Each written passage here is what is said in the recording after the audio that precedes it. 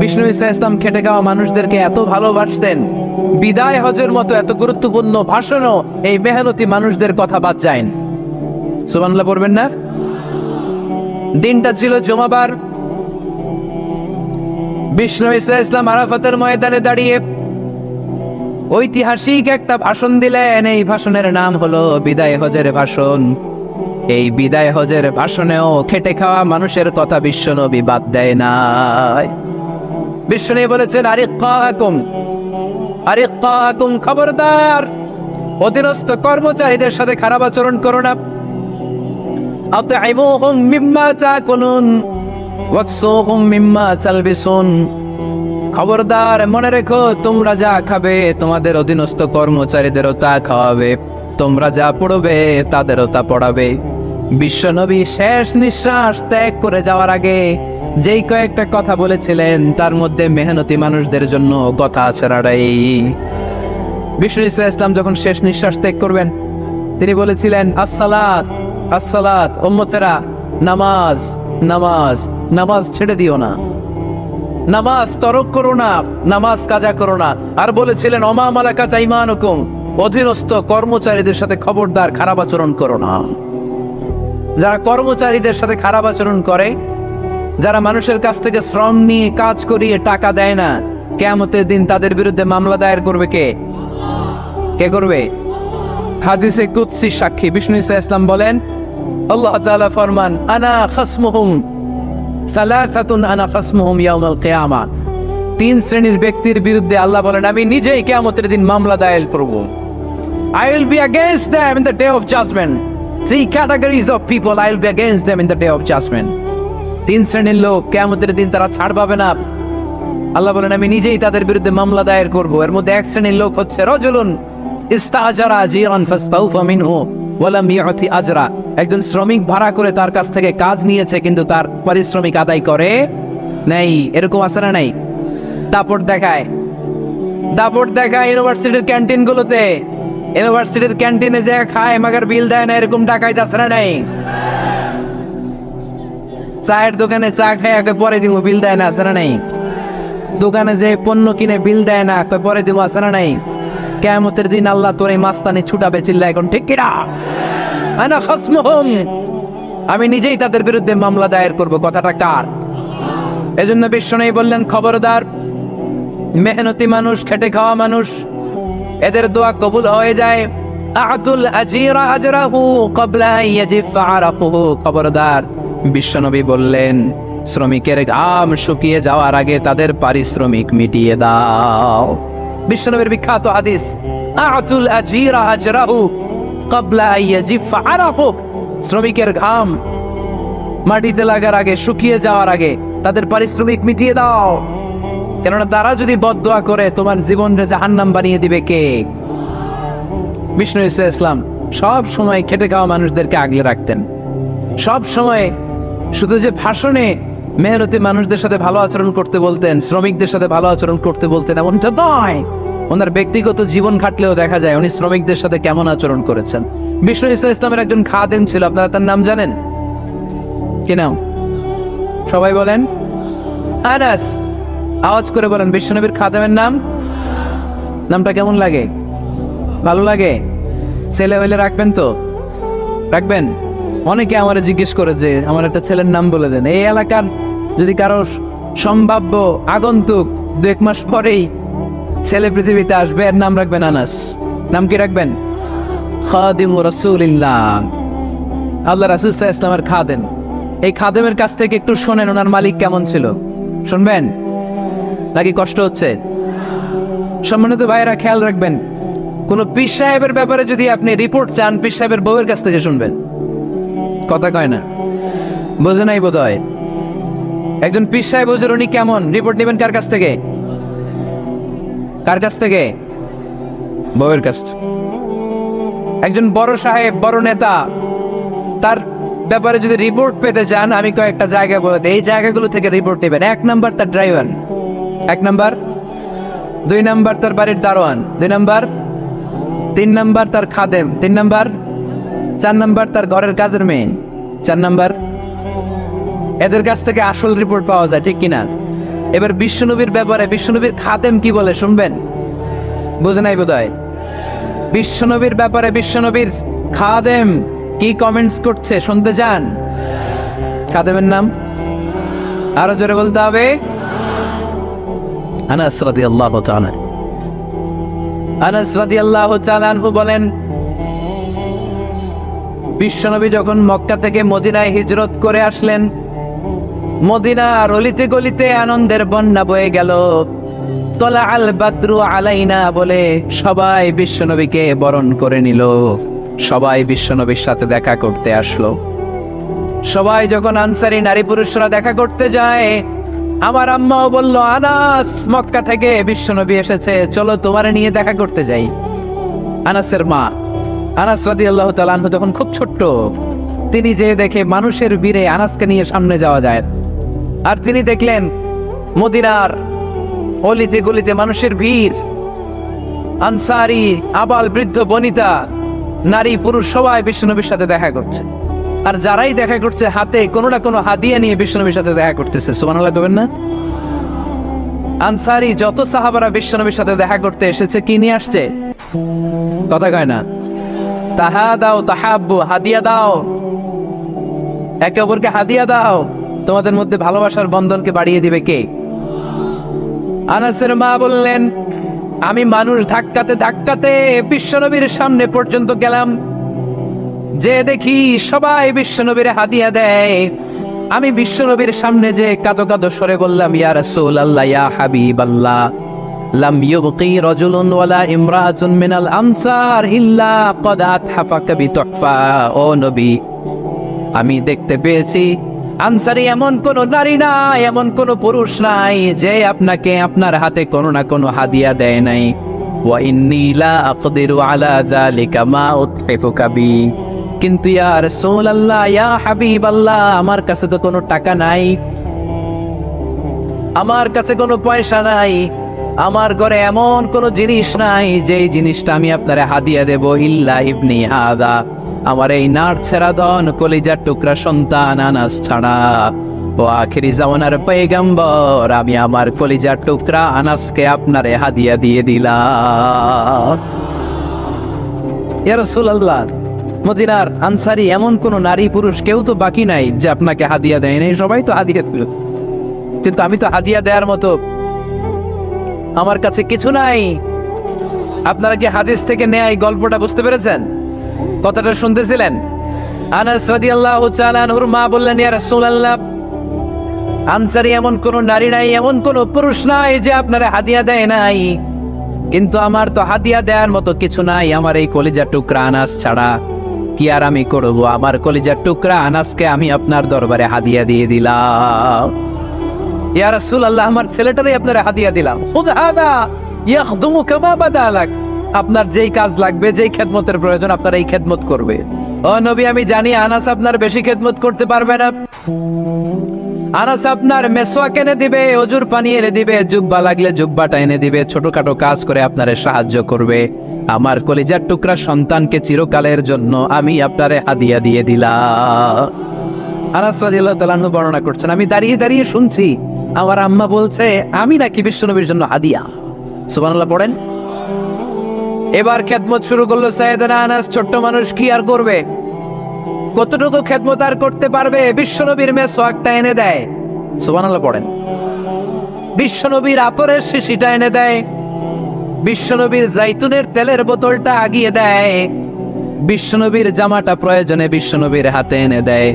সাইয়েদনা আনাস বলেন, আমি 1 বছর নয়, 2 বছর নয়, 5 বছর নয়, 7 বছর নয়, 10 বছর বিশ্বনবীর খেদমত করেছি। ফামা দারাবানি, 10 বছরে একদিনও তিনি আমারে মারে নাই। সুবহানাল্লাহ, একদিন আমার গায়ে হাত তোলে নাই। হাত তোলা তো দূরের কথা, ওয়ালা সাব্বানি, কোনোদিন গালি দেয় নাই। ওয়ালা আবাসা আলা ওয়াজহি, কখনো বিরক্তি সরে ব্রু কুচকে আমার দিকে বিশ্বনবী কোনোদিন তাকায় নাই। সুবহানাল্লাহ পড়ে। কোনোদিন আমার গায়ে হাত তোলে নাই। আরে হাত তোলা তো দূরের কথা, আমাকে ধমকি পর্যন্ত দেয় নাই। ধমকি দেয়া তো দূরের কথা, আমরা অনেক সময় বিরক্ত হয়ে ব্রু কুচকাই না, এরকম বিরক্তি হলে আমরা কারোর প্রতি বিরক্ত হলে কি হয়? কপাল ব্রু কুচকে ওঠে, ঠিক কিনা? সাইয়েদনা আনাস বললেন, কোনোদিন মারে নাই, খাদেম বলতেছে, খাদেম। বড় সাহেবের রিপোর্ট কার থেকে নিতে হয়? হয় খাদেম, নয় দারোয়ান, নয় ঘরের কাজের মেয়ে, তা না হলে ড্রাইভার। বিশ্বনবীর খাদেম বিশ্বনবীর ব্যাপারে কি কমেন্ট করছে? মা সাব্বানি ওয়ালা জারাবানি ওয়ালা আবাসা ফি ওয়াজহি। এই 10 বছরের খেদমতের জিন্দেগিতে কোনোদিন বিশ্বনবী আমারে মারে নাই, গায়ে হাত তুলে নাই। আরে হাত তোলা তো দূরের কথা, একটা ধমকও দেয় নাই। আরে ধমক দেয়া তো দূরের কথা, বিরক্তির সুরে ভ্রু কুচকে আমার দিকে কখনো তিনি তাকায় নাই। চিল্লায় বলো সুবহানাল্লাহ। আর আজকে মাইক পেলে মানবতা, মানবাধিকারের কর্মী কি সুন্দর কথা বলে, উইমেন রাইটস এর কথা বলে, শিশু শ্রম নিয়ে কথা বলে, আর বাড়িতে কাজের মেয়ের গায়ের মধ্যে খুন্তি, গরম খুন্তি পিঠের মধ্যে লাগিয়ে পিঠ ঝলসিয়ে দেয়, এরকম আসারা নাই? পত্রপত্রিকায় প্রায় দেখা যায় যে কাজের মেয়েদেরকে কি অত্যাচার করে। খুন্তি গরম করে করে চামড়ার মধ্যে লাগিয়ে স্কিন ঝলসে ফেলেছে, গ্রিলের মধ্যে বেঁধে রেখেছে, সময় মতো খাবার দেয় নাই, পিটিয়ে মাথার চুল কামিয়ে মাথা ন্যাড়া করে দিয়েছে, এরকম আছে না নাই? এরা মানবাধিকারের ঠিকাদার, এরা মানবাধিকারের কথা বলে। আর বিশ্বনবী ইসলামের খাদেম বিশ্বনবীর ব্যাপারে বলেছে কোনোদিন মাইর তো দূরের কথা, হাত তোলা তো দূরের কথা, আরে ধমক দেয়া তো দূরের কথা, বিরক্তির চেহারা নিয়েও কোনোদিন বিশ্বনবী আমার দিকে তাকায় নেই। চিল্লায় পড়েন সুবহানাল্লাহ। বিশ্বনবী একবার সাইয়েদনা আনাস রাদিয়াল্লাহু তাআলা আনহুকে একটা ছোট্ট জিনিস আনতে পাঠালেন। সাইয়েদনা আনাস রাদিয়াল্লাহু তাআলা আনহু জিনিসটা আনতে যে মদিনার অলিতে গলিতে বাচ্চাদের খেলা দেখে জিনিস আনতে ভুলে খেলায় দাঁড়িয়ে গেলেন। ছোট মানুষ, ছোট্ট একটা বাচ্চা যদি আমার সাথে নেই, সে কি আমার প্রয়োজন বুঝবে? আমার সেন্টিমেন্ট যেরকম বাচ্চা কি ওটা টের পাবে? ছোট্ট আনাসকে বললেন আমার জুব্বা নিয়ে আস। বিষ্ণু ইসলাম শাম দেশের জুব্বা পড়ত, বলতেন জুব্বা নিয়ে এসো। জুব্বা আনতে যখন বেরোলেন আনাস রাদিয়াল্লাহু তাআলা আনহু, দেখলেন মদিনার অলিতে গলিতে বাচ্চারা কুতকুত খেলে। কি খেলে? আপনারা খেলেন? তো এই খেলা দেখে আনাস রাদিয়াল্লাহু তাআলা আনহু ভুলে গেলেন যে বিশ্বনবীর জামা আনতে হবে। উনি ভুলে যে উনিও দাঁড়িয়ে খেলা দেখতে শুরু করলেন। এখন ঘন্টার পর ঘন্টা যায়, আনাসও আসে না, জামাও আসে না। বিশ্বনবী ভাবলেন হায় রে, আনাস মনে হয় ভুলে গিয়েছে, কি আর করা যায়, নিজের জামা নিজেই নিয়ে আসে। বিশ্বনবী বের হলেন জামা আনতে। বের হয়েই দেখে মদিনার গলিতে বাচ্চারা খেলতেছে, ওইদিকে আনাস রাদিয়াল্লাহু আনহু দাঁড়ান। বিষ্ণু ইসলাম কিছু বললেন না, যে উনিও আনাস রাদিয়াল্লাহু তাআলা আনহুর পাশে দাঁড়িয়ে খেলা দেখতে আরম্ভ করলেন। সুবহানাল্লাহ পড়বেন না? সাইয়েদনা আনাস খেলা দেখতে দেখতে দেখতে দেখতে দেখতে দেখতে হঠাৎ বিশ্বনবীর দিকে চোখ পড়ে গেছে। বিশ্বনবীর চোখের দিকে যখন সাইয়েদনা আনাস রাদিয়াল্লাহু তাআলা আনহুর চোখ পড়ে গেছে, সাইয়েদনা আনাস বলে আমার কলিজাটা এখান থেকে এই দিকে চলে আসছে। ভয়ে। কিসে? ভয়ে। উনি বললেন আমার গলা শুকিয়ে যেতে আরম্ভ করলো, কাঁপতে লাগলাম। হায় হায়, এখন আমার মনে পড়ছে বিশ্বনবীর জামা আনতে পাঠাইছিল, ভুলে গেছে খেলার আবেশে পড়ে। উনি বললেন বিশ্বনবী আমারে ধমক দেন নাই, আমার গায়ে হাত তোলেন নাই, জামা আনতে পাঠাইছি, এখানে খেলা দেখতেছো এটাও বলেন নাই, বিরক্তিও প্রকাশ করেন নাই। বিশ্বনবী শুধু একটা হাসি দিয়েছেন, স্মাইল। কি দিয়েছেন? একটা মুচকি হাসি দিয়েছেন। কি হাসি? সাইয়েদনা আনাস বলে ওই যে ওই দিনের বিশ্বনবীর মুচকি হাসির শাসন মরার আগের দিন পর্যন্ত আমি আনাসকে সোজা রাস্তায় রেখেছে, আর ডানে বায়ে নেয় নাই। শাসন করতে জানলে লাঠি লাগে না, শাসন করতে জানলে ধমক লাগে না, শাসন করতে জানলে পিট্টি দেয়া লাগে না। মুচকি হাসি দিয়েও শাসন করা যায় কি যায় না? সাইয়েদনা আনাস বলেন কোনোদিন মারে নাই, কোনোদিন ধমক দেয় নাই, সব সময় আমাকে আদর করেছে। চিল্লায় পড়েন সুবহানাল্লাহ। এজন্য সব সময় বিষ্ণু ইসলাম শ্রমিকদেরকে ভালোবাসতেন। শ্রমে কোনো লজ্জা নাই, লজ্জা হচ্ছে অলসতায়। আজ থেকে এই মাহফিল, এই এত বড় আয়োজন, এত বড় গ্যাদারিং তখনই সার্থক হবে যখন আমরা এই সিদ্ধান্তে আসতে পারবো যে আমরা অলস সময় কাটাবো না, আমরা আমাদের এই সময়গুলোকে প্রোডাক্টিভ ওয়েতে কাজে লাগাবো, কোনো না কোনো কাজের সাথে জড়িত হব। Never under estimate any job, whether it's big or small, বড় হোক বা ছোট হোক, কোনো কাজকে আমরা ছোট করে দেখবো না। যে কোনো কাজ করো না ভাই, যে কোনো কাজ করো তা যেন হয় সবার চেয়ে সবচেয়ে সুন্দর। আমাদের অবসর সময়গুলোকে কাজে লাগানোর দরকার আছে না নাই?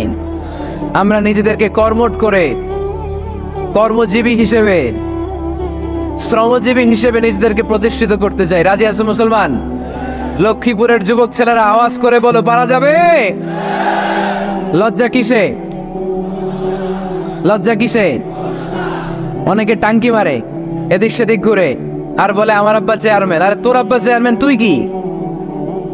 কয় আমার আব্বা MP, member of the parliament. আরে তোর বাবা এমপি, এটা তো তার গৌরব, তোর কি আছে সেটা বল। এজন্য নিজের পায়ে দাঁড়াবো। অলসতার সাথে আমাদের কোনো সম্পর্ক। আজকের এই মাহফিল থেকে আমরা অলসতা, অকর্মণ্যতাকে নো বলে দিলাম। অলসতাকে আমরা কি বললাম? আরো জোরে বলতে হবে, অলসতাকে কি বলবো? আর সব সময় কর্মঠ থাকবো, এনার্জেটিক থাকবো, নিজের পায়ে দাঁড়াবো, আইডিয়া জেনারেট করব, এন্টারপ্রেনার হওয়ার চেষ্টা করব, নতুন নতুন উদ্যোক্তা হওয়ার মাধ্যমে আমরা আমাদের নিজেদের ভাগ্য পরিবর্তনের চেষ্টা করব। কারণ আল্লাহ বলেছেন, ইন্নাল্লাহা লা ইউগাইয়িরু মা বিকাউমিন হাত্তা ইউগাইয়িরু মা বিআনফুসিহিম। আল্লাহ তাআলা ততক্ষণ পর্যন্ত কোন জাতির ভাগ্যের চাকার পরিবর্তন করে না যতক্ষণ পর্যন্ত ওই জাতি নিজে নিজের ভাগ্যের চাকার পরিবর্তন করতে না চায়। চিল্লা এখন ঠিক কি না? লাকাদ খালাকনাল ইনসানা ফি কাবাদ। আমি মানব জাতিকে কষ্ট সহিষ্ণু আর কর্ম সহিষ্ণু করে তৈরি করেছি। স্রষ্টা আমাদেরকে সৃষ্টি করে এক সংগ্রামে ঠেলে দিয়েছে। এখানে সংগ্রাম না করলে বেঁচে থাকা যায়? আমাদের সংগ্রামটা শুরু হয়েছে যখন আমরা মায়ের পেট থেকে বেরিয়েছি, ঠিক কিনা? একটা বাবার স্পার্মের মধ্যে 2 কোটি যদি শুক্রাণু না থেকে সেখান থেকে সন্তান হয় না। তার মানে এই 2 কোটি শুক্রাণুর মধ্য থেকে আপনি একজন সফল মানুষ, যিনি বাকি 2 কোটির মধ্য থেকে সব শুক্রাণুগুলোকে হারিয়ে আপনি সফল হতে পেরেছেন। সেখান থেকে দুনিয়ার বুকে আপনি যখন এসেছেন, আপনাকে সংগ্রাম করে আসতে হয়েছে। যারা সিজারের মাধ্যমে পৃথিবীতে আসে তাদের এই সংগ্রামটা থাকে না, কিন্তু যারা নর্মাল প্রসেসে পৃথিবীতে আসে তাদের প্রচন্ড সংগ্রাম করে, প্রচন্ড চাপা খেয়ে পৃথিবীতে আসতে হয়, ঠিক কিনা? কারণ আমাদের সাইজ ছিল অনেক বড়। আমাদের মায়ের যে অঙ্গটা দিয়ে আমরা পৃথিবীতে আসব, ওই জায়গাটা ছিল খুবই সরু। আমাকে সংগ্রাম করে, আমাকে যুদ্ধ করে, আমার নিজের অস্তিত্বের প্রমাণ দিয়ে চিৎকার মেরে এই পৃথিবীতে আসতে হয়েছে। চিল্লায় বলো ঠিক কিনা? এজন্য এই পৃথিবীর বুকে আমরা যতদিন থাকবো সংগ্রাম করে বাঁচতে হবে, ঠিক কিনা? পরিশ্রমে লজ্জা আছে? লজ্জা কিসে? মনে থাকবে, লোক আল্লাহ ডেকে বললেন, গোলাম যখন সালাত শেষ হয়ে যায় জমিনে ছড়িয়ে পড়ো, মসজিদে বসে থেকো না। আদেশটা কার? সালাত যখন শেষ, মসজিদে বসে থাকার দরকার নাই, জমিনের মধ্যে ছড়িয়ে ছিটিয়ে পড়ো। ওয়াবতাগু মিন ফাদলিল্লাহ, আমার ফদল তালাশ করো, আমার রিজিক তালাশ করো, বেশি বেশি আমাকে স্মরণ করো। সুবহানাল্লাহ পড়েন।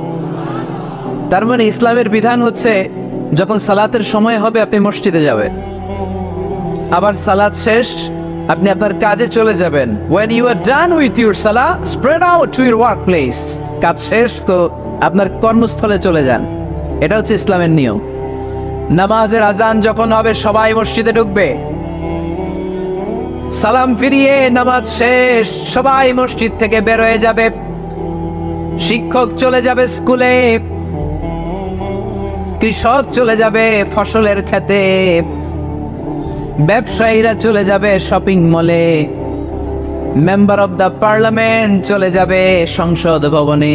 যে যার কাজের মধ্যে সে তাড়াতাড়ি ইনভলভ হয়ে যাবে। সালাত শেষ, কাজে ঝাঁপিয়ে পড়ো। আদেশটা কার?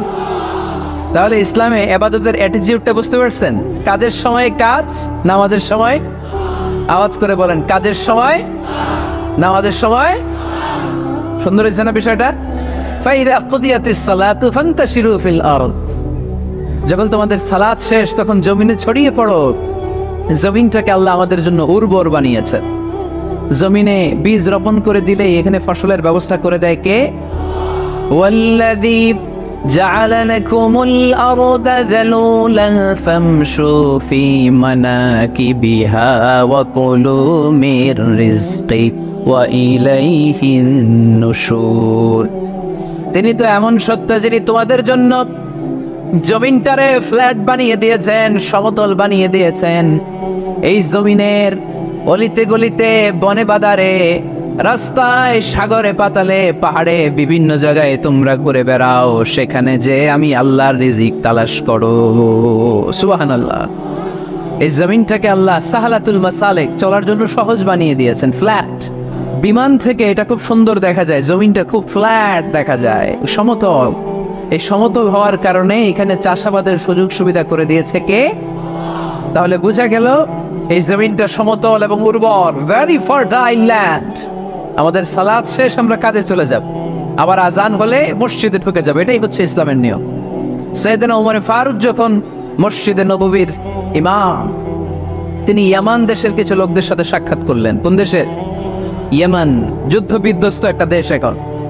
প্রাচীন নগরী হাদ্রামাউত বা আলাবাক, এই ইয়ামান দেশের কিছু লোকের সাথে তিনি সাক্ষাৎ করলেন। তারা গোল হয়ে বসে থাকে, নামাজের পরে যায় না, বসে বসে সুবহানাল্লাহ পড়ে, আলহামদুলিল্লাহ পড়ে জিকির করে। ওমরে ফারুক ভাবলেন দেখি পরের ওয়াক্তে কি হয়। উনি আসরের নামাজে ইমামতি করতে আসলেন, এসে দেখলেন ইয়ামানের লোকেরা মসজিদের বারান্দায় আশেপাশে বসে আছে, সবাই যায়, এরা যায় না।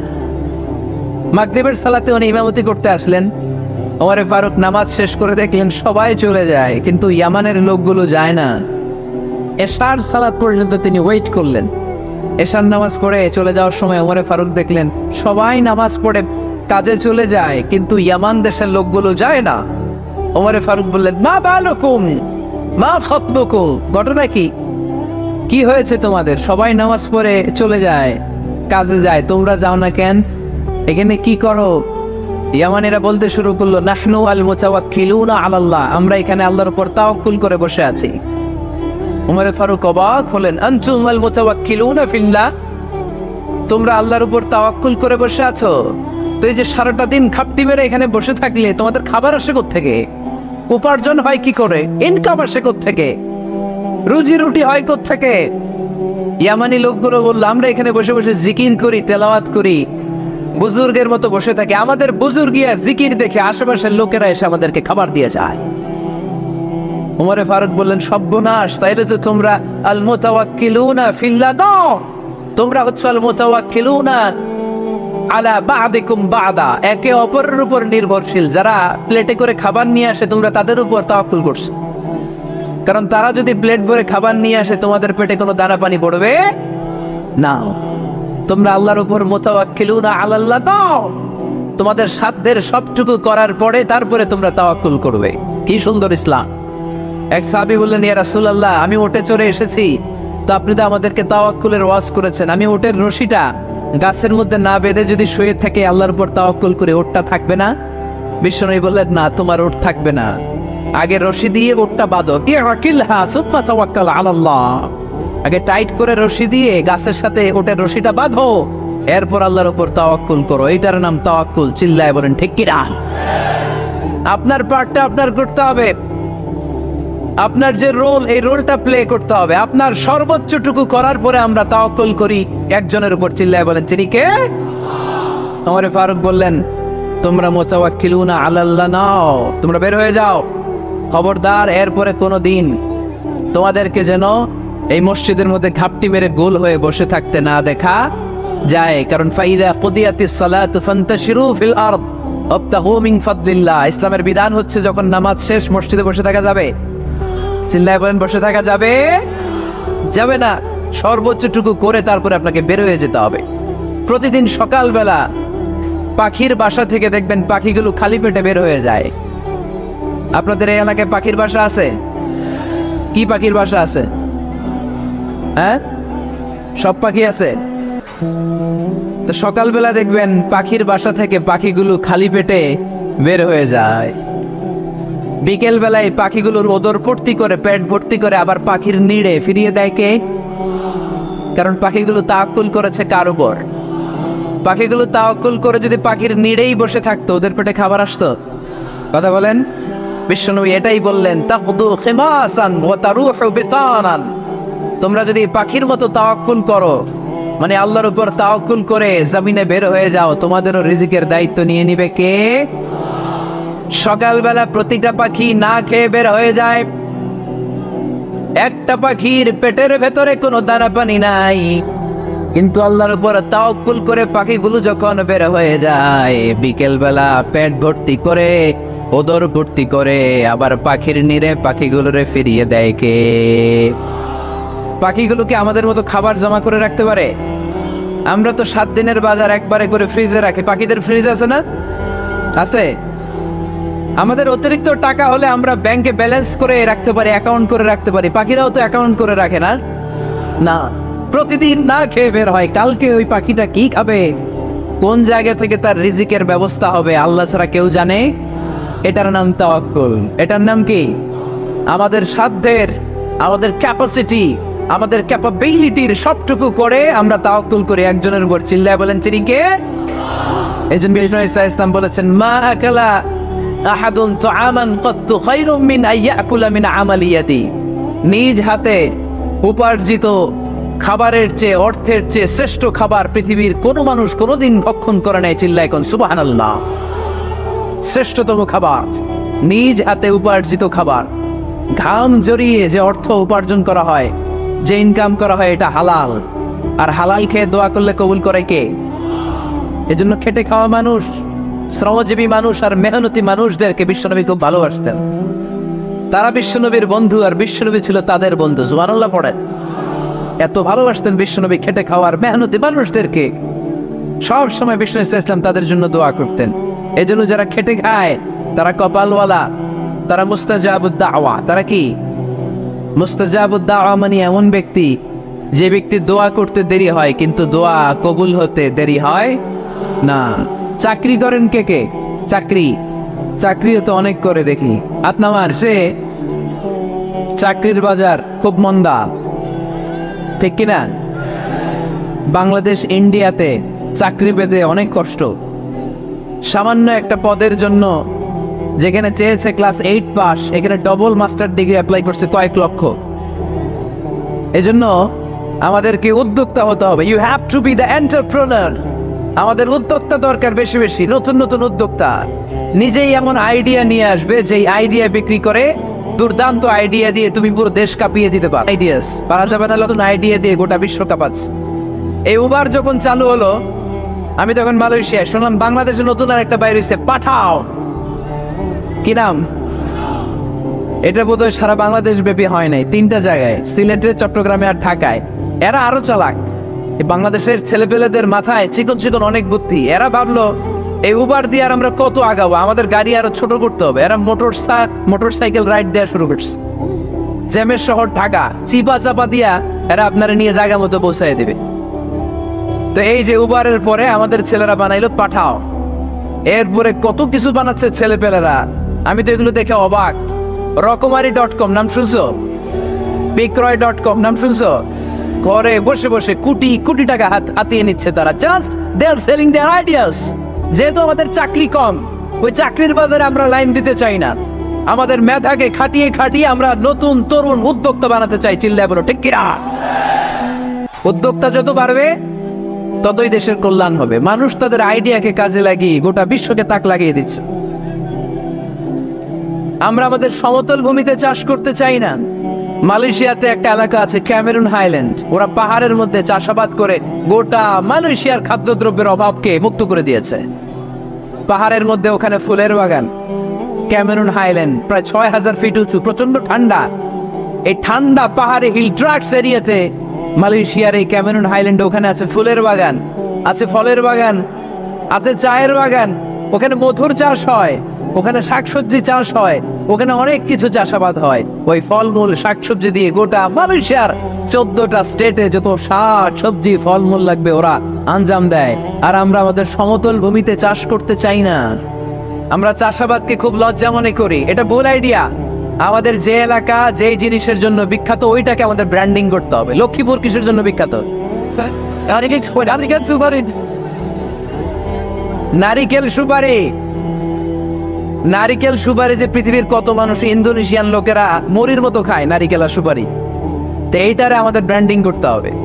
যেই দেশে যেটা আছে, যে এলাকা যেই পণ্যের জন্য বিখ্যাত ওইটা আমাদের ব্র্যান্ডিং করতে হবে। আমাদের আদমজির জুট মিল বন্ধ না? পাওয়ানি জুট মিল বন্ধ। আমাদের পাট শিল্পকে ধ্বংস করে দিয়ে ইন্ডিয়া এখন ওই কটনের পাঞ্জাবি বানায়, জুট কটনের পাঞ্জাবি। আছে না নাই? পুরা বাংলাদেশের মার্কেট এই জুট কটনের পাঞ্জাবি দিয়ে সয়লাভ। আমাদের বাংলাদেশের পাট দিয়ে যদি আমরা মিহি পাঞ্জাবি বানাতে পারতাম, গোটা বিশ্বকে, বিশ্ব বাজারকে আমরা দখল করে নিতে পারতাম, ঠিক কি না? এজন্য আমাদেরকে নতুন নতুন আইডিয়া জেনারেট করতে হবে। চাকরির পিছনে বসে থাকলে চলবে না। আর আজান যদি হয়ে যায় ছুটে যাব মসজিদে, আর নামাজ শেষ হলে আমরা আমাদের কাজের দিকে চলে যাব। চিল্লায় বলেন ঠিক কিনা? যেটাই করবো আমরা ভালোভাবে করব।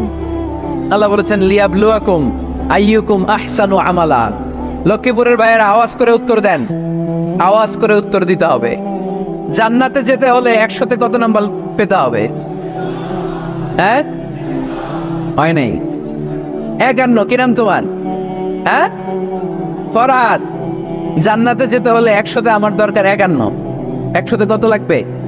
ফাআম্মা মান সাকুলাত মাওয়াজিনুহু ফাহুয়া ফি আইশাতির রাদিয়া। সেদিন মিজানের পাল্লা যার ভারী হয়ে যাবে সে আনন্দ উৎসবে থাকবে। তো মিজানের পাল্লা ভারী হওয়ার জন্য 100তে আমার কত পাওয়া লাগবে? কত পাওয়া লাগবে? 51 পেলেই হয়ে যাবে। এজন্য আল্লাহ বলছেন লিয়াবলুয়াকুম আইয়ুকুম আহসানু আমালা, যেটাই করবে ভালোভাবে করবে। আল্লাহ এটা পরীক্ষা করতে চান যে আমরা ভালোভাবে কে কতটুকু আমল করেছি। যারা আরবি বোঝেন আলেম ওলামা আপনারা জানেন, এখানে আল্লাহ বলেননি লিয়াবলুয়াকুম আইয়ুকুম আকসারু আমালা। আল্লাহ এটা দেখতে চান যে তোমাদের মধ্যে থেকে কে বেশি আমল করে, এটা বলছে আল্লাহ? বলে নাই। আল্লাহ বলেছে লিয়াবলুয়াকুম আইয়ুকুম আহসানু আমালা, যে ভালো করে করে। এজন্য আমরা যাই করি না কেন কি করে করব? আওয়াজ করে বলতে হবে। কেমন করে করব? যে কোনো কাজ করো না ভাই, যে কোনো কাজ করো তা যেন হয় সবার চেয়ে সবচেয়ে সুন্দর। পড়েন, যে কোনো কাজ করো না ভাই, যে কোনো কাজ করো তা যেন হয় সবার চেয়ে সবচেয়ে সুন্দর। পড়েন, যে কোনো কাজ করো না ভাই, যে কোনো কাজ করো তা যেন হয় সবার চেয়ে সবচেয়ে সুন্দর। হোক না সেটা পড়া লেখা, রঙের ভাষায় ছবি আঁকা। পড়েন, হোক না সেটা পড়া লেখা, রঙের ভাষায় ছবি আঁকা। হোক না সেটা সামান্য কাজ কিংবা মহত্তর, তা যেন হয় সবার চেয়ে সবচেয়ে সুন্দর। যে কোনো কাজ করো না ভাই, যে কোনো কাজ করো তা যেন হয় সবার চেয়ে সবচেয়ে সুন্দর। চিৎকার করে বলেন ঠিক কিনা? আমরা যেটাই করি না কেন এটা ভালো করে করার দরকার আছে না নাই? এজন্য কাজে আর শ্রমে কোনো লজ্জা নাই। লজ্জা হচ্ছে অলসতায়। লজ্জা কিসে? অলসতায়। বিষ্ণু ঈসা ইসলামের কাছে এক সাহাবী এসে বলল, ইয়া রাসূলুল্লাহ আ'তিনি শাইআন, আপনি আমাকে কিছু দান করেন, আমার কিছুই নাই। বিষ্ণু বললেন, তোমার কিছু নাই? সাহাবী বললেন, ইয়া রাসূলুল্লাহ ঘরে আমার শুধু 2টি জিনিস আছে। কয়টা? চিল্লায় বলেন কয়টা? এক হচ্ছে একটা জামা, 2 হচ্ছে পানি খাওয়ার একটা জগ। বিষ্ণু বললেন, এই 2টাই নিয়ে আস। বিশ্বনবীর কথা শুনে ওই সাহাবী ঘর থেকে জামা নিয়ে আসলেন, পানি খাওয়ার জগ নিয়ে আসলেন। বিশ্বনবী সাল্লাল্লাহু আলাইহি ওয়াসাল্লাম ওনার মোবারক হাত দিয়ে এক হাতে জামা ধরে আরেক হাতে পানির জগটা ধরে সাহাবীদের দিকে উদ্দেশ্য করে বললেন, মাইয়াশতারি হাদাইন, এই 2টা জিনিস কেনার মতো কে কে আছে দেখি? কয়েকজন হাত তুললো। বিশ্বনবী বললেন, কত দিয়ে কিনবা? এক সাহাবী বলে, ইন্নী আশতারি হিমা বিদিরহাম, ও নবী যদিও এগুলো আমার দরকার নাই, কিন্তু আপনি যেহেতু নিলামে ডাক তুলেছেন, ইয়া রাসূলুল্লাহ ইয়া হাবিবাল্লাহ, আপনার সম্মানে আমি 1 দিরহাম দিয়ে 2টা জিনিস কিনে নেব। 1 দিরহাম, একটা জামা, একটা পানি খাওয়ার জগ, দাম কত? 1 দিরহাম। বিশ্বনবী বললেন, না না, 1 দিরহাম তো অনেক কম হয়ে যায়, মাইয়াজিদু আলা যালিক, এর চেয়ে বেশি দামে কে কিনবা? আরেক সাহাবী হাত তুলে বলতে লাগলি, ইয়া রাসূলুল্লাহ ইয়া হাবিবাল্লাহ ওয়া ইন্নী আশতারি হিমা বিদিরহামাইন, আমি এই জামাটার পানি খাওয়ার জগটা 1 দিরহাম নয় 2 দিরহামের বিনিময়ে কিনতে চাই। বিষ্ণু ঈসা ইসলাম ওই সাহাবাকে দিয়ে দিলেন। দিয়ে 2 দিরহাম নিয়ে যে লোকটা ভিক্ষা করতে এসেছিল তার হাতে 2 দিরহাম দিয়ে বললেন, যাও 1 দিরহাম দিয়ে ঘরে খাবার কিনে দিয়ে আসো, আরেক দিরহাম দিয়ে একটা কুঠার কিনে নিয়ে আসো। শুনতেছেন? কি কিনে নিয়ে আসো? কুঠার দিয়ে কি করে? গাছ কাটে। ওই সাহাবী কুঠার কিনে নিয়ে আসার পরে বিশ্বনবী নিজ হাতে কুঠারের মধ্যে একটা কাঠের হাতল লাগাই দিলেন। আল্লাহু আকবার। হাতল ছাড়া কুঠার ইউজ করা যাবে? বিশ্বনবী নিজ হাতে ওই কুঠারের ভেতরে একটা হাতল লাগাই দিলেন আর বললেন, লা উরিদু আন আরাকা 15 আইয়াম, এই কুঠার নিয়ে জঙ্গলে যাও, গায়ে অনেক শক্তি আছে, কাঠ কাটো, এই কাঠ কেটে বাজারে বিক্রি করো, সামনের 15 দিন যেন আমি আমার চোখের সামনে তোমার না দেখি। বিশ্বনবীর পরামর্শ অনুযায়ী কুঠার নিয়ে ওই সাহাবী জঙ্গলে চলে গেলেন। কাঠ কেটে বাজারে বিক্রি করতে করতে 15 দিন পরে 10 দিরহাম নিয়ে বিশ্বনবীর দরবারে হাজির হয়ে গেলেন। 10 দিরহাম নিয়ে বিশ্বনবীর কাছে হাজির হয়ে গেলেন। সাহাবী এসে বলল, ইয়া রাসূলুল্লাহ, এখন আর আমার ভিক্ষা করা লাগে না, আমার গায়ে অনেক শক্তি আল্লাহ দিয়েছে, আই এম ভেরি এনার্জেটিক। আপনার দেয়া বরকতের কুঠার দিয়ে আমি কাঠ কেটে কেটে স্বাবলম্বী হতে শুরু করেছি। সুবহানাল্লাহ পড়েন। আমি এখন 10 দিরহামের মালিক। বিশ্বনবী বললেন, লা আইয়াহতাতিবা আহাদুকুম হুসমাতান আলা যাহরিহি খায়রুম মিন আইয়াসআলা শাইআন ফায়ু'তিয়াহু আও ইয়ামনাহু। যাদের গায়ে শক্তি আছে তারা ভিক্ষা না করে কাঠ কেটে পিঠে সেই বোঝা নিয়ে বাজারে বিক্রি করা অনেক ভালো। কারণ কারো কাছে যদি তুমি হাত পাতো, সে দিতেও পারে, নাও দিতে পারে। আর কষ্ট করলে কষ্ট কোনোদিন বৃথা যায় না। চিল্লায় বলেন ঠিক কিনা? বিষ্ণু ঈসা ইসলামের অনুপ্রেরণায় এই সাহাবা অল্প কিছুদিনের ব্যবধানে স্বাবলম্বী হয়ে গেলেন। What is the moral of the story? বিশ্বনবীর এই প্রফেটিক স্টোরি থেকে আমাদের কি শিক্ষা? লেসন নাম্বার 1, বিশ্বনবী চাইলেই ওই 2 দিরহাম দিয়ে বলতে পারতো, যাও খাবার দাবার কিনে ফ্যামিলিতে দিয়ে আসো। সে ওই 2 দিরহাম নিয়ে খাবার দাবার কিনে ফ্যামিলিকে খাইয়ে রাত্রে আবার ভিক্ষায় নামতো। কথা কন, রাত্রে কি করতো? ভিক্ষায় নামতো। বিষ্ণু ঈসা ইসলাম তাকে কাজ করে খাওয়ার জন্য উৎসাহ দিলেন। পাশাপাশি বিষ্ণু ঈসা ইসলাম পার্মানেন্ট সলিউশন দিলেন। এজন্য পার্মানেন্ট সলিউশনের ব্যবস্থা করতে হবে। অনেকে আমরা যাকাত দেই, যাকাতের শাড়ি দেই, যাকাতের লুঙ্গি দেই, আছে না নাই?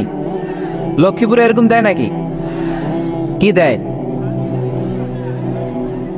হ্যাঁ, গাড়ি গাড়ি দেয়, শাড়ি না। যাকাতের শাড়ি, যাকাতের লুঙ্গি বলতে কোনো কথা ইসলামে নেই। এগুলো খুব কম দামি শাড়ি। যাদেরকে এগুলো দেয়া হয় তাদেরকে অপমান করা হয়, ঠিক কি না? আল্লাহ বলেছেন, ওয়ালাকাদ কাররামনা বানি আদম, I have dignified the status of the sons of Adam. আমি আদমের সব সন্তানদেরকে সম্মানিত করেছি। সুবহানাল্লাহ পড়েন। আপনাদের চেয়ে সম্মানিত কেউ আছে? মানুষের চেয়ে সম্মানিত গোটা বিশ্বে আর কোনো মাখলুকাত আছে? নাই। এজন্য যাকাতের শাড়ি দেয়া যাবে না, যাকাতের লুঙ্গি দেয়া যাবে না। যাকাতের শাড়ি আপনারা দেখছেন, এটারে একবার ধোয়ার পরে দ্বিতীয়বার পরা যায় না। মশারি কি পাতলা, এর চেয়েও পাতলা। এই জন্য যাকাতের শাড়ি, যাকাতের লুঙ্গি বলতে ইসলামে কোনো পরিভাষা নাই। আপনাকে স্বাবলম্বী করে দেওয়ার চেষ্টা করতে হবে। যারা লক্ষ্মীপুর জেলায় বিজনেস ম্যাগনেট আছেন, তারা একসাথে হয়ে একটা স্ট্রং যাকাত ম্যানেজমেন্ট প্ল্যাটফর্ম করতে পারেন, যেখান থেকে আপনারা বিভিন্ন থানায়, বিভিন্ন গ্রামে বাছাই করে করে কিছু ভাইদেরকে যাকাত দিতে পারেন স্বাবলম্বী করার উদ্দেশ্যে। যেই ফ্যামিলিকে আছে, কি নাম এটার? পল্লী উন্নয়ন ক্লাব। জাকাত পান দিয়ে বিদেশে লোক পাঠাই, তারপর বড় কিনে দিই। মাশাআল্লাহ, যাকাত ফান্ড দিয়ে বিদেশে লোক পাঠায়। এর চেয়ে সুন্দর পদ্ধতিতে যাকাত বিতরণ আর হতে পারে? যেই লোকটাকে, যেই ছেলেটাকে বিদেশে পাঠানো হয়েছে, ওই ফ্যামিলিটা আর কোনোদিন যাকাতের শাড়ি নেওয়ার জন্য লাইনে দাঁড়াবে? যেই ছেলেটাকে ওনারা অস্ট্রেলিয়ান গাভী কিনে দিছে, দুধ বিক্রি করে যেই ফ্যামিলিটা স্বাবলম্বী হতে শুরু করেছে, তারা আর কোনোদিন যাকাতের লাইনে যেয়ে দাঁড়াবে না। এজন্য যাকাত দিতে হবে স্বাবলম্বী করার জন্য। ইসলাম আমাদেরকে এটাই শিখিয়েছে, কাজ করে খেতে হবে। কাজে লজ্জা নেই, লজ্জা হচ্ছে অলসতায়। লজ্জা কিসে? আজকের আলোচনা থেকে এটা মুখস্থ করে নিতে হবে। কাজে লজ্জা নেই। লক্ষ্মীপুরের ইয়াংস্টারেরা শ্রমে লজ্জা নেই, পরিশ্রমে লজ্জা নেই, লজ্জা অলসতায়। লজ্জা কিসে? আরো জোরে। নবীরা কি এমনি এমনি বসে বসে খাইছে? কঠিন পরিস্থিতিতেও নবীরা পরিশ্রম করে উপার্জন করা লেগেছে, ঠিক কিনা? সাইয়েদনা মারিয়াম আলাইহিস সালাম, যার নামে আল্লাহ তাআলা কোরআনে একটা সূরা দিলেন, উনি পৃথিবীতে এমন একজন মহিয়সী নারী, যেই নারীর গর্ভে, যেই নারীর পেটের ভেতরে স্বামীর স্পর্শ ছাড়া সন্তান দিয়েছে কে? সাইয়েদনা ঈসা আলাইহিস সালাম পেটে আসলেন। মারিয়াম আলাইহিস সালাম লজ্জা পেলেন। আয় হায়, কেমন করে এলাকাবাসীদের কাছে আমি আমার মুখ দেখাবো? বিয়ে করি নাই, স্বামী নাই, বিয়ে হয় নাই, স্বামী নাই, কিন্তু পেটে সন্তান চলে এসেছে। হায় হায়, এলাকায় কেমনে মুখ দেখাবো? লজ্জায় পড়ে মারিয়াম আলাইহিস সালাম এলাকা থেকে চলে গেলেন। কি অবাক করা কাণ্ড! বাচ্চা ভূমিষ্ঠ হওয়ার জন্য, বড় হওয়ার জন্য 6 মাস 7 মাস লাগে নাই। পেটে বাচ্চা আসার সাথে সাথে বাচ্চাটারে বড় করে দিয়েছে কে? সাইয়েদাতুনা মারিয়াম আলাইহিস সালাম এবার বসে পড়লেন, বুঝতে আরম্ভ করলেন প্রেগন্যান্সির পেইন উঠেছে। হঠাৎ করে পেট থেকে বাচ্চা ভূমিষ্ঠ হয়ে যাওয়ার পরে উনি কাঁপতে আরম্ভ করলেন। ক্ষুধার চোটে খাবার কিছু নাই, সামনে ঝর্ণা, উপরে একটা খেজুর গাছ। সাইয়েদনা ঈসা আলাইহিস সালামকে কোলে নিয়ে মারিয়াম আলাইহিস সালাম মনে মনে ভাবে, হায় রে, কেউ যদি একটু খেজুর পেড়ে দিত, এই ক্ষুধার মুহূর্তে আমি খেজুর খেয়ে পেটের ক্ষুধা নিবারণ করতাম। রব্বুল আলামিন মারিয়ামকে উদ্দেশ্য করে আয়াত নাজিল করে দিলেন, ওয়া হুজ্জি ইলাইকি বিজিযিন নাখলাতি তুসাকিত আলাইকি রাতাবান জানিয়া। কোরআন সাক্ষী, হুজ্জি ইলাইকি বিজিযিন নাখলা, এর মানে হচ্ছে মারিয়াম কেউ পেড়ে দিবে না, একটু কষ্ট করে হাতটা উঁচু করে খেজুরের ডালা ধরে ঝাঁকুনি মারো, টস টসে কাঁচা পাকা খেজুর নিচের দিকে পড়বে, তারপর তুমি তুলে খাবে। সুবহানাল্লাহ পড়ে। আল্লাহ চাইলে অটোমেটিক্যালি কারামাত হিসেবে খেজুরগুলো নিচে ফেলতে পারতেন না? কথাগণ, খেজুরগুলো অটোমেটিক্যালি নিচের দিকে পড়ছে? পড়ে নাই। আল্লাহ শিক্ষা দিয়েছে, যেই পরিস্থিতিতে থাকো না কেন, তোমাকে শ্রম ব্যয় করে কষ্ট করে তোমার উপার্জন করতে হবে, রিজিকের বন্দোবস্ত করতে হবে। চিল্লায় বলেন ঠিক কিনা? ইসলাম আমাদেরকে এটাই শিখিয়েছে, কাজে লজ্জা নাই।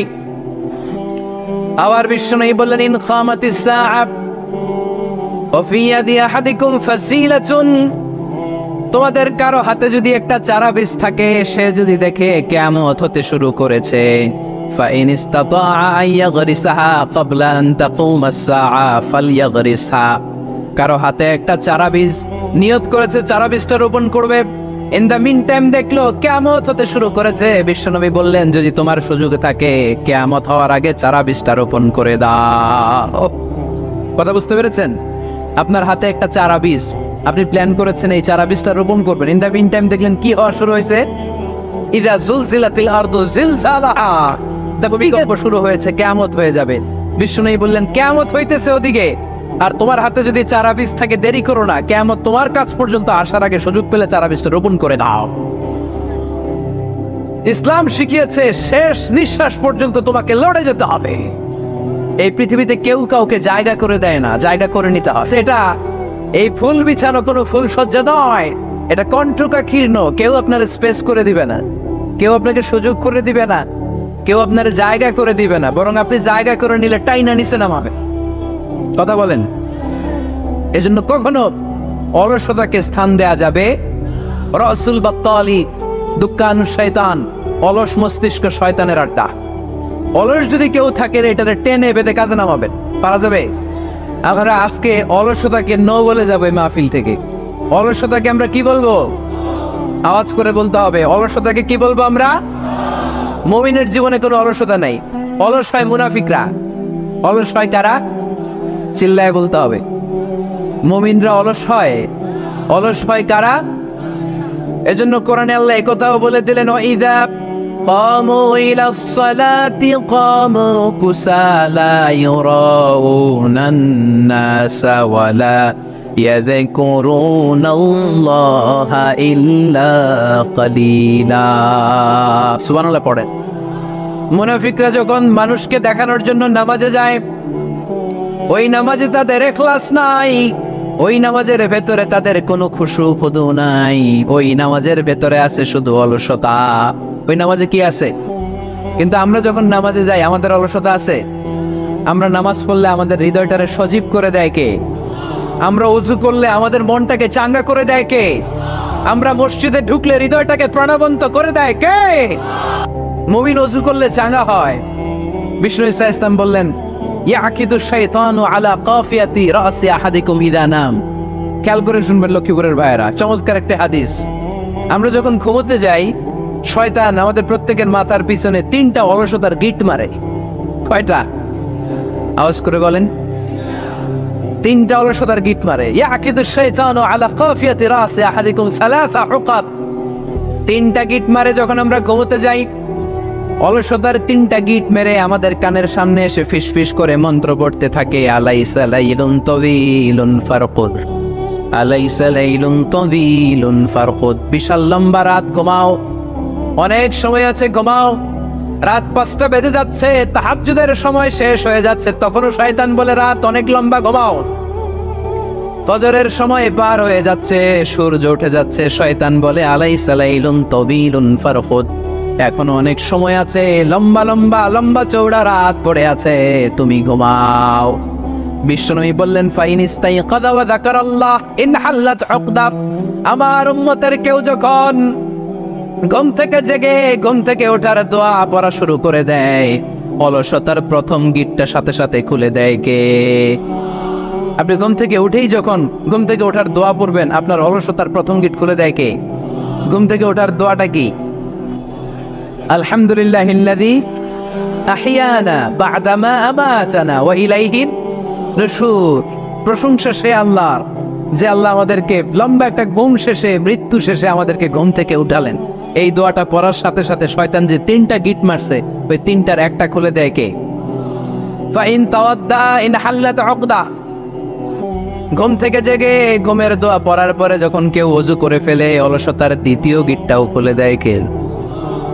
ওযু করার পরে ফাইন সাল্লাত ইন হাল্লাত উকদা, নামাজের মুসল্লায় দাঁড়িয়ে যখন নামাজ শুরু করে দেয়, অলসতার 3 নাম্বার গিটটাও খুলে দেয় কে?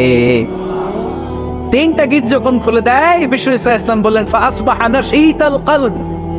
নাশীত, তখন মুমিন বান্দা সজীব হয়ে ওঠে, প্রাণবন্ত হয়ে ওঠে, উচ্ছ্বসিত হয়ে ওঠে। ওয়া ইল্লা খাবিসান নাফসি কাসলান, আর যদি ঘুমিয়ে থাকে, 3টা গিট তার মাথার পেছনে শয়তানের অলসতার লেগে থাকে, তাহলে তার দিনটা শুরু হয় অলসতা দিয়ে, আর সে হয় অলসতার রাজা। চিল্লায় এখন ঠিক কিনা? এজন্য আমরা কি অলস হতে চাই না কর্মঠ হতে চাই? কোন নবীরা কি অলস ছিলেন? পৃথিবীতে কোন নবী অলস ছিলেন? সব নবী কর্মঠ ছিলেন। বিষ্ণু ইসলাম বললেন মা বাআসাল্লাহু নাবিয়্যান ইল্লা রাআল গানাম। পৃথিবীতে এমন কোন নবী নাই যেই নবী কি চড়ায় নাই? ছাগল চড়ায় নাই। সাহাবারা বললেন ইয়া রাসূলুল্লাহ আনতা কাযালিক, আপনিও ছাগল চড়াইছেন? বিষ্ণু ইসলাম বললেন না, আমিও ছাগল চড়িয়েছি। ওয়া ইন্নী আরআহা আলা কারারিতি আহলি মক্কা, আমি তো মক্কাবাসীদের অল্প কিছু পয়সার বিনিময়ে তাদের ছাগলগুলোকে চড়িয়ে দিতাম। সুবহানাল্লাহ পড়বেন না? বিষ্ণু ইসলাম ছাগল চড়াতেন। ছাগল চড়ানো সহজ কাজ না কঠিন কাজ? কেন কঠিন এটা? হ্যাঁ, টেরা খুঁটি মারে। হ্যাঁ, কি করে? বসে থাকতে হয়। তো ছাগল যারা পালে তারা জানে ছাগল পালা কত কষ্ট। ওরে ডানে টান দিলেও কই যায়, রশি ধরে বায়ে টান দিলে কই যায়, সামনে টানলে কই যায়, পিছনে টানলে কই যায়। সারা সপ্তাহ আপনি সময় পান না এটারে গোসল করাবেন। ভাবলেন আজকে জুমার দিন আমিও গোসল করি, এটারও গোসল করাই। এটারে আপনি পুকুর ঘাটে নিবেন, টান দিয়েছেন, ওর বাপের কিরা ও 1 ইঞ্চিও সামনে যাবে না। ঠিক কি না? এই টেরা প্রাণী আল্লাহর কি মহিমা। আল্লাহ তাআলা পৃথিবীর সবচেয়ে শ্রেষ্ঠতম মানুষদেরকে ছাগল চড়িয়ে ছেড়েছেন। ঠিক কি না? মা বাআসাল্লাহু নাবিয়্যান ইল্লা রাআল গানাম। এই পৃথিবীতে এমন কোন নবী ছিল না যে নবীরা ছাগল চড়ায় নাই। আল্লাহ বুঝাতে চাইলেন ছাগল চড়ানো অনেক কষ্টের কাজ, অনেক ধৈর্যের প্রয়োজন। এখন নবীরা তোমরা ছাগল চড়াও, কিছুদিন পর ছাগলের চেয়েও টেরা জাতি মানুষ চড়াইতে হবে। মানুষের মধ্যে টেরা আছে না নাই? ভালো বললে ভালোটা বুঝে না, ডানে যেতে গেলে বায়ে যায়, বায়ে যেতে বললে ডাইনে যায়, এরকম আছে না নাই? সম্মানিত ভাইয়েরা, সমস্ত আম্বিয়া আলাইহিমুস সালাম ওনারা কর্মঠ ছিলেন। সাইয়েদনা আদম আলাইহিস সালাম নিজ হাতে চারা গাছ রোপণ করে চাষাবাদের কাজ করেছেন। সুবহানাল্লাহ পড়েন। সাইয়েদনা ইব্রাহিম আলাইহিস সালাম চাষাবাদের কাজ করেছেন। সাইয়েদনা দাউদ আলাইহিস সালাম নিজ হাতে যুদ্ধের জন্য যে পোশাক পরতে হয়, যেটা পরলে গায়ের মধ্যে ছুরি মারলেও ঢুকে না, ওই শিরস্ত্রাণ বানিয়েছেন, নিজ হাতে তলোয়ার বানিয়েছেন। সুবহানাল্লাহ পড়েন। সাইয়েদনা মূসা আলাইহিস সালাম ছাগল চড়িয়েছেন। সাইয়েদনা মূসা আলাইহিস সালামের মেজাজ নরম না গরম? নবীদের মধ্যে সবচেয়ে বেশি মেজাজওয়ালা নবী ছিলেন মূসা আলাইহিস সালাম। উনিও 8 থেকে 10 বছর সাইয়েদনা শুআয়ব আলাইহিস সালামের এরিয়াতে ছাগল চড়িয়েছেন। চিল্লায় বলেন সুবহানাল্লাহ। এজন্য নবীরা যেহেতু কাজ করেছেন, কর্মঠ ছিলেন, আমরাও কর্মঠ হব। ঠিক কিনা? সাহাবারাও কর্মঠ ছিলেন। বিশ্বনবীর সাহাবারাও ব্যবসা করতেন। সাইয়েদনা আবু বকরের বিশাল ব্যবসা প্রতিষ্ঠান ছিল। সুবহানাল্লাহ পড়েন। আপনারা হজ উমরা করেছেন কে কে দেখি? করছেন? মাশাআল্লাহ। যারা করে নাই আল্লাহ তাদেরকে আল্লাহর ঘর জিয়ারতের তুমি নসিব করো। বিশ্বনবীর মাকবারার সামনে দাঁড়িয়ে আমরা যেন সালাম পেশ করতে পারি, তুমি নসিব করো। বাইতুল্লাহ শরীফে এবং মসজিদ নববীতে আমরা যেন সালাত আদায় করতে পারি, আল্লাহ তুমি নসিব করো। সাইয়েদনা আবু বকর রাদিয়াল্লাহু তাআলা আনহুর ব্যবসা প্রতিষ্ঠান ছিল মক্কার কাবা ঘরের পাশেই। ওনার ব্যবসা প্রতিষ্ঠানগুলো যেখানে ছিল ঠিক ওইখানেই সৌদি সরকার এখন শপিং মল বানিয়ে দিয়েছে। মাতজার আবু বকর। মক্কা শহরের যেখানে বহিরাগতরা এসে ওখানে ছাগল ওখানে ঘোড়া উট এগুলো রাখতো, আস্তাবল রাখতো। ঘোড়া আর উট যেখানে রাখা হতো ঠিক ওই জায়গায় সৌদি সরকার ওটার পার্কিং লট বানাই দিচ্ছে। মানে যেখানে আগে সাহাবাদের ব্যবসার জায়গা, ওইখানে বর্তমানে শপিং মল। যেখানে আগের সময়কাল সাহাবারা উট আর ঘোড়া রেখে বাঁধতো, ওইখানে এখন গাড়ি ঘোড়া রাখার ব্যবস্থা করা হয়েছে। সাইয়েদনা আবু বকর অনেক বড় ব্যবসায়ী ছিলেন। ওনার নিজ টাকা দিয়ে হাবাসা থেকে আসা সাইয়েদনা বেলালকে তিনি 20,000 স্বর্ণ মুদ্রা দিয়ে উমাইয়া ইবনে খালাফের কবল থেকে তিনি মুক্ত করেছেন। সাইয়েদনা উসমান যুন্নুরাইন বড় ব্যবসায়ী ছিলেন। নিজের টাকা দিয়ে মদিনার মুসলমানেরা পানি খেতে পারে না, বিরে রোমা নামে একটা কুয়া ছিল, এই কুয়ার মালিক ছিল ইহুদি। মুসলমানেরা পানি খেতে গেলে এসে বকা দিত, পানি খেতে দিত না। বিশ্বনবী বললেন, আমার সাহাবীদের মধ্যে এমন কি কেউ নাই নিজের অর্থায়নে বীরে রোমা কিনে মুসলমানদেরকে দিয়ে দিবে? সাইয়েদনা উসমান যুন্নুরাইন বলল, ইয়া রাসূলুল্লাহ, আপনার খেদমতে আমি হাজির। মুহূর্তের মধ্যে সাইয়েদনা উসমান যুন্নুরাইন নিজের অর্থায়নে বীরে রোমাটা কিনে মুসলমানদের জন্য সদকা করে দিয়েছে। তো ব্যবসা না করলে, কর্মঠ না হলে, উপার্জন না হলে সৎকা করা যাবে? চিল্লায় বলেন, করা যাবে? সুনানে তিরমিজির বর্ণনা, বিষ্ণু ঈসা ইসলাম মক্কা থেকে যত সাহাবারা হিজরত করে মদিনায় এসেছে, মদিনাতে কোনো না কোনো সাহাবার সাথে বিশ্বনবী ভ্রাতৃত্বের বন্ধনে আবদ্ধ করে দিয়েছে। সুবহানাল্লাহ পড়েন। এজন্য মক্কা থেকে যারা এসেছে এদেরকে বলে মুহাজির। এদেরকে কি বলে? আর মদিনায় যারা ছিল এদেরকে বলে আনসার। এদেরকে কি বলে? আওয়াজ করে উত্তর দিবেন। মক্কা থেকে যারা এসেছে তাদের নাম, আর যারা মদিনার সাহাবী তাদের নাম আনসার। আজকে এই মাহফিলে লক্ষ্মীপুর এর বাইরে থেকে কারা কারা আসছেন দেখি?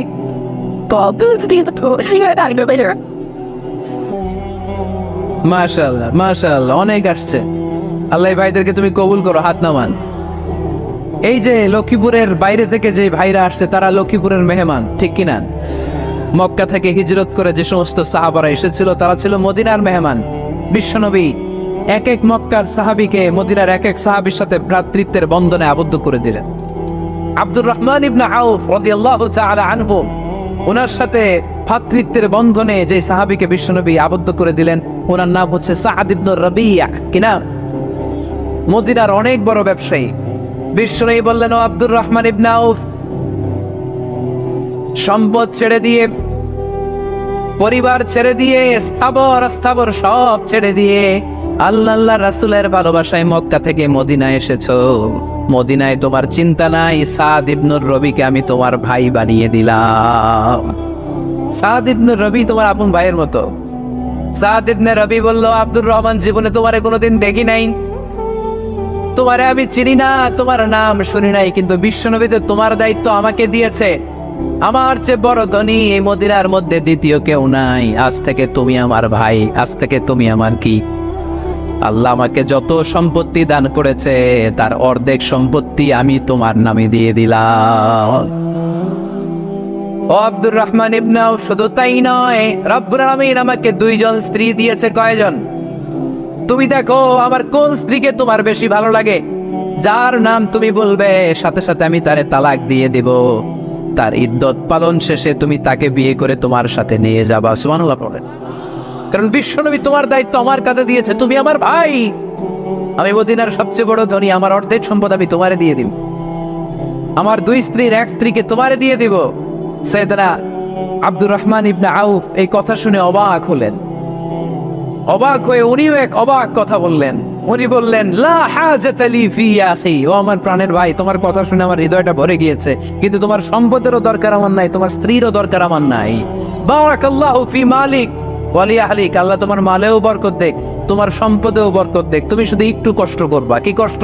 দুল্লানি আলা সুক, show me the way to the market. তুমি মদিনায় কোনো মার্কেট আছে কিনা, শপিং মল আছে কিনা, ব্যবসা প্রতিষ্ঠান আছে কিনা আমারে দেখায় দাও। সুবহানাল্লাহ পড়ে। আমরা হইলে কি করতাম? লক্ষ্মীপুরে যারা আসছে এদের একজনকে যদি বলা হয়, ভাই আপনি এখন থেকে লক্ষ্মীপুরের ভাই, আমার অর্ধেক সম্পদ আপনারা দিয়ে দেব, কি করবে? পায়ের উপর পা তুলে খাবে আর বলবে, কি আনন্দ আকাশে বাতাসে, ঠিক কিনা? এরপর যদি বলি, ভাই আমার 2 বউ, যেটারে সুন্দর লাগে বলেন তালাক দিয়ে দেই, নিয়ে যান, কি বলবে? কি আনন্দ আকাশের বাতাস।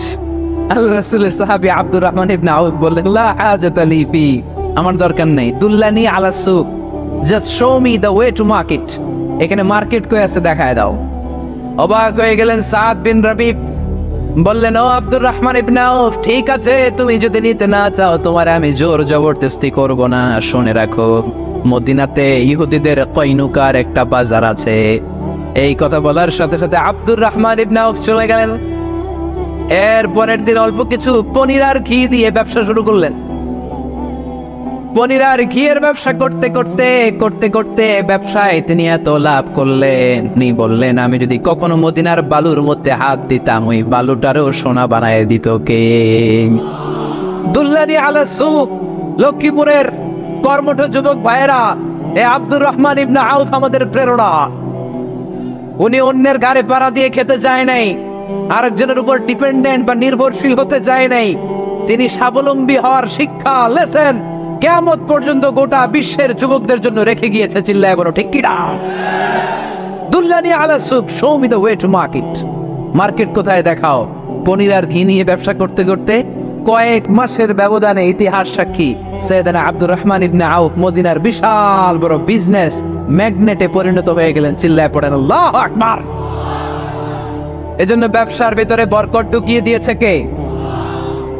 বিষ্ণু বললেন আত-তাজিরা সাদুকাল আমিন মা'আন নাবিয়্যিন ওয়াস সিদ্দীকিন ওয়াশ শুহাদা'i ওয়াস সালিহিন। আমানতদার ব্যবসায়ী তারা সাধারণ কোনো মানুষ নয়, কিয়ামতের দিন নবীদের সাথে হাসর হয়ে যাবে। আপনারা যারা ব্যবসা করেন এটা সাধারণ বিষয় নয়। বিষ্ণু ইসলাম নিজেও ব্যবসায়ী ছিলেন। ওনার জীবনের প্রথমে তিনি খাদিজা রাদিয়াল্লাহু তাআলা আনহার ব্যবসার স্টাফ হয়ে কাজ শুরু করেছেন, এরপরে নিজে ব্যবসা শুরু করেছেন। এরপরে খাদিজাতুল কুবরা রাদিয়াল্লাহু তাআলা আনহা সব সম্পত্তি বিয়ের পরে বিশ্বনবীর পায়ের সামনে ঢেলে দিয়েছেন। বললেন ইয়া রাসূলুল্লাহ, এই সম্পদ আমি আপনাকে দিয়ে দিলাম, আপনি ইচ্ছামতো দিনের প্রয়োজনে খরচ করেন। সুবহানাল্লাহ পড়েন। এজন্য বিষ্ণু ইসলাম আমাদের জন্য উপমা, আব্দুর রহমান ইবনে আউফ আমাদের জন্য উপমা। যারা ব্যবসা করেন তারা বিষ্ণু ইসলামের সুন্নাহ পালন করছেন। আত-তাজির আস-সাদুক আল আমিন, বিষ্ণু বললেন সত্যবাদী আমানতদার ব্যবসায়ী, যে ব্যবসা করতে যে মিথ্যা কথা বলে না। অনেক ব্যবসায়ীরা আছে পণ্য চালানোর জন্য মিথ্যা কথা বলে আর কসম কাটে, আছে না নেই? আফা, এমনটা করা যাবে? সকালবেলা স্ত্রীরে বলে এই গরুগুলা বিক্রি করবো, তুই একটা দাম কত কমো? স্ত্রীরে শিখাই দিচ্ছে এই গরুর দাম তুই 40,000। তো বউ বলে ঠিক আছে, দাম পেলাম 40,000। তো এরপরে বাজারে যখন গরু বিক্রি করতে যায় একজন যখন বলে যে ভাই এটা 30,000 টাকা দিয়ে কিনবো, কয় ভাই আল্লাহর কসম সকালে একজন 40,000 দাম কইছে আমি দেই নাই। আছে না নাই? কৌশল করে বউরে শিখাইছে সকালে, কয় তুই দাম কর 40,000। তো বাজারে যায় কয় সকালে একজন দাম করছে, দাম করে কইছে 40,000 দেই নাই, আমরা 30,000 কেমনে দেই? এরকম ডাকাইতে আছে না নাই? আলহামদুলিল্লাহ লক্ষ্মীপুরে এরকম লোকজন নাই। আরে নাই, আমি কই নাই, এরা কই আস। লক্ষ্মীপুরের মানুষ খুব ধার্মিক, আমি জানি। লক্ষ্মীপুর, নোয়াখালী, ফেনী এই বেল্টের লোকজন খুব আল্লাহওয়ালা। এদের মধ্যে আল্লাহওয়ালার সংখ্যা বেশি, এখানে আলেম ওলামা বেশি, এখানে মসজিদ মাদ্রাসা বেশি। এই জন্য এই জেলাগুলোতে আল্লাহর রহমত বেশি। আল্লাহ তুমি এই জেলার ছেলেপেলেদেরকে, এই জেলার লোকদেরকে তুমি কবুল করো, মা বোনদেরকে তুমি কবুল করো।